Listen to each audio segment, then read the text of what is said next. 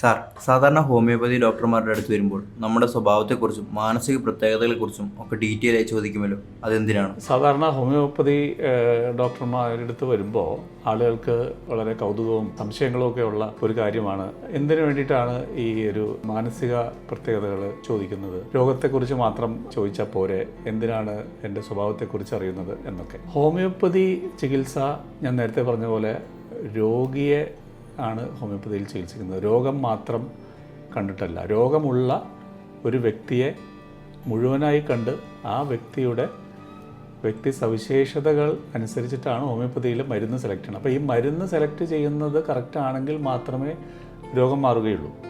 അപ്പോൾ ആ medicine select ചെയ്യാൻ വേണ്ടിയിട്ട് രോഗിയുടെ രോഗലക്ഷണങ്ങൾ അറിയണം, എന്ത് രോഗമാണെന്ന് ഡയഗ്നോസ് ചെയ്യണം.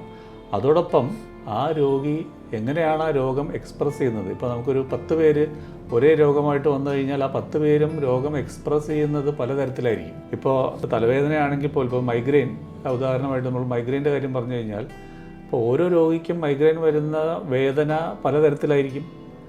ആ വേദന വരുന്ന സമയം വ്യത്യസ്തമായിരിക്കും. ആ വേദന വരുന്ന ലൊക്കേഷൻ തലയുടെ ചിലർക്ക് ഇടതുവശത്തായിരിക്കും, ചിലർക്ക് വലതുവശത്തായിരിക്കും. ഈ വേദന വരുമ്പോൾ അവരുടെ ആ സമയത്തുള്ള ഭാവം വ്യത്യാസം ഉണ്ടാകും. ചിലർക്ക് ദേഷ്യമായിരിക്കും, ചിലർക്ക് ഭയങ്കര ഇറിറ്റേഷനായിരിക്കും, ചിലർക്ക് ഭയങ്കര സങ്കടമായിരിക്കും. അപ്പോൾ ഇതെല്ലാം ആശ്രയിച്ചിട്ടാണ് ഹോമിയോപ്പതിയിൽ മരുന്ന് നിശ്ചയിക്കുന്നത്.